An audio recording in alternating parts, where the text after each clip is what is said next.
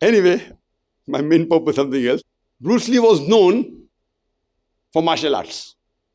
He was very fast. He had a good physique, but not a bulky body.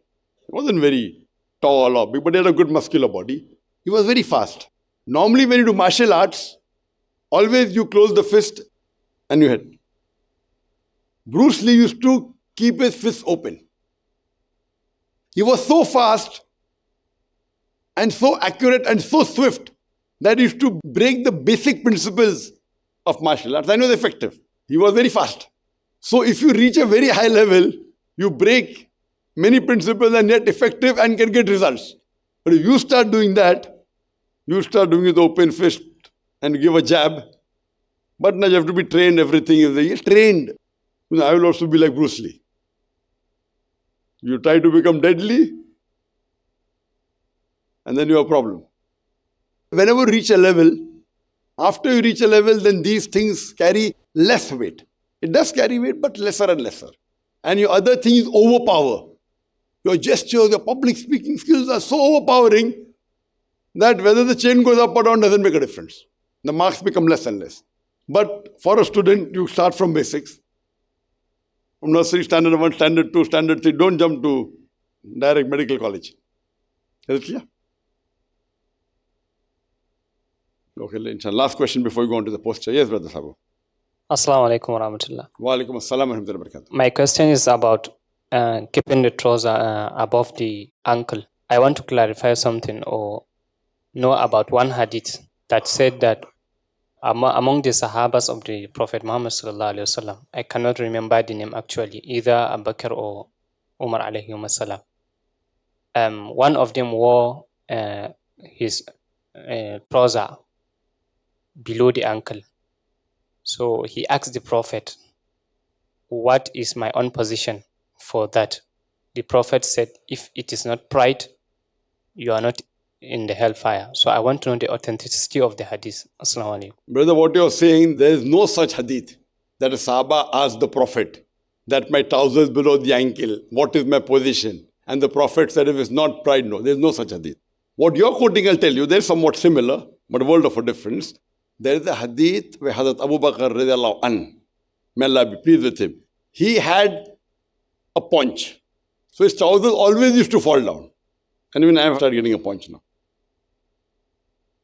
So he used to always keep on top. He used to go down, he used to keep on top. So Prophet saw it. And he said, Ya Abu Bakr, for you, it is okay. Because I know that you have no pride. Not the opposite.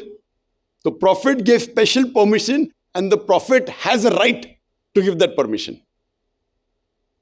And this is the only hadith which actually deters many people from believing it is a fard.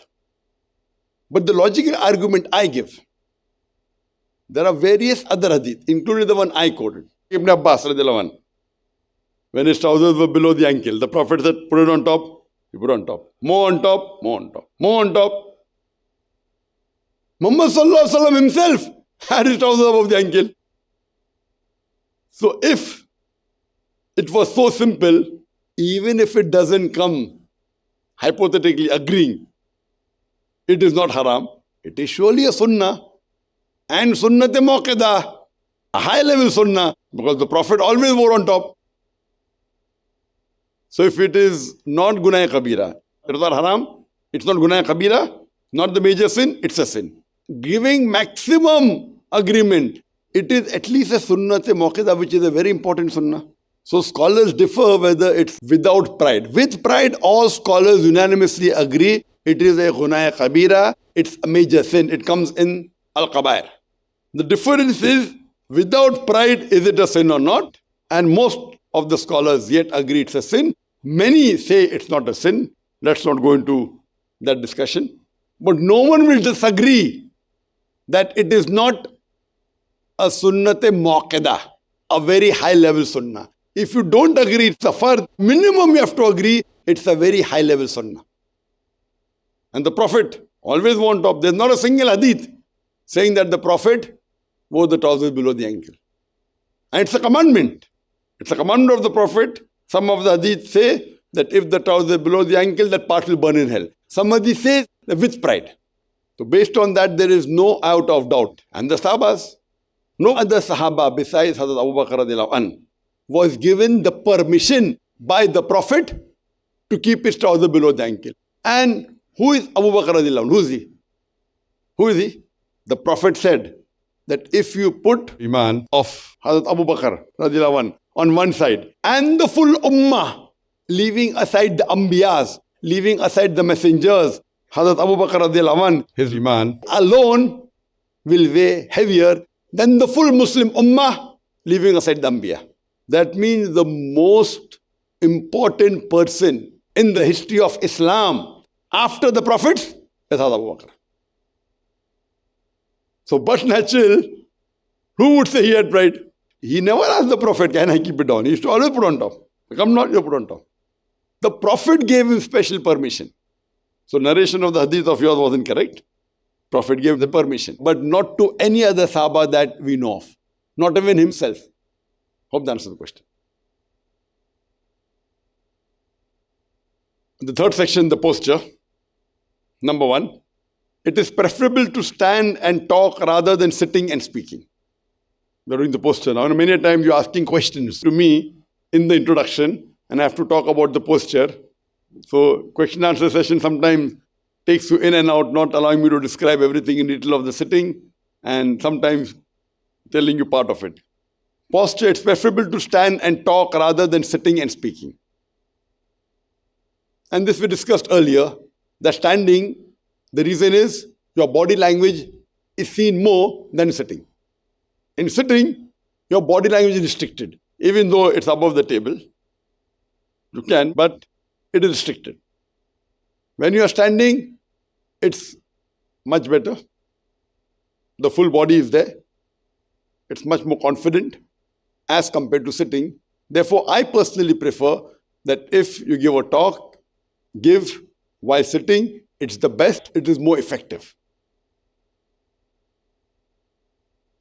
While standing, your legs,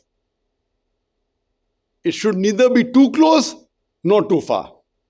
Not too close, giving a talk, neither too far. Why? I won't ask question, I'll tell you the answer, otherwise we go into it. Because if your legs are too close, there's something like center of gravity. All these things we learnt in school. There are few people who use their knowledge of school in their daily life. And I love doing that. When you stand too close, your center of gravity is raised high. And it will be unstable. It's difficult for me to, someone comes and gives me a push or fall. That is the reason when you go for martial arts, and I like martial arts, you stretch your leg. Why? For having a better base. And then if you do something, then you can punch. This is stability. But we aren't having a fight here, correct? Nobody is going to come and push you. So neither should you be too far, then your body language is restricted. Neither too close, where you will not actually be able to do. Too close, it is normal. 1.5 to 2 feet gap between both your feet, up to 2.5 depending upon your stature and your height. It should be stable and it should be fixed. Normally, once you stand, you may have to move in certain situations which we'll discuss later on. But normally when you stand, it should be stable so that you have a good firm base, not as strong as you're going for a fight, but firm. Normally, the action that you do, if your base is very close, even you will start shifting like that. If it's like that, there will be no movement. So that is the reason when you stand, it's very important that you stand, keep your legs neither too close, neither too far. When you came on the stage, day for yesterday and yesterday, who has the habit of keeping the legs too close? No one.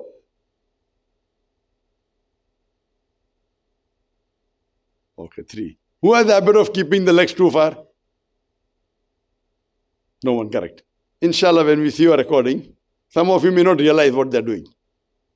We'll see your recording, inshallah. When we see your recording, inshallah, on the last day, you may not realize that what you are doing, many a times you do things which you don't realize. Some people realize that's good. Realizing yourself is very good. The good points and the negative point both. But some people do things and they don't realize. The legs should be neither too far, neither too close. Stand upright and not with drooping shoulders. Some people have the habit of, especially those who are tall, drooping shoulders. You should be firm. Not like that. Normal. Many a time when you see your posture, when you came first time on the stage, how it was. Most majority, when I say majority means, now you tell me one thing, which looks better? You look confident. You don't look confident. Do I look confident? See, my legs are same, everything is same. How is my posture? Everything is. I'm maintaining my terminus also. How is it? The Prophet said that even when you fast, people should not realize that you are hungry or looking very weak. You're not there to show to the people. And a mu'min is more beloved to Allah, who is a strong mu'min, a qawi mu'min. So when you stand, you should stand firmly. Terminus will come later on. And it should not be with drooping shoulders, either one side or... It gives a very casual appearance and it doesn't appear that you're smart. I have not seen a single speaker with drooping shoulders and speaking confidently. Unless he is feeble or weak is a different question. And yet he's a strong speaker. Immediately when your body is like that, even your speech is like that. I'm so and so and I've been working in so and so. Confident. I'm from Bombay. So your body language speaks a lot. The moment you look at the person, you can judge a person in just a couple of minutes. From the time he starts appearing on the stage, we'll come to it later on. La ilaha illallah, la ilaha illallah, la ilaha illallah, Muhammadun Rasulullah, Muhammadun Rasulullah. أرجو رضاك يا الله أنت الرحيم يا الله هبني عطاك يا الله أنت الكريم منك العطاء يا الله أنت العظيم يا الله فيك الرجاء يا الله أنت الحليم الرحمن الستار ملك الملك الغفار الوهاب المنان المتعال الرحمن الستار ملك الملك الغفار الوهاب المنان المتعال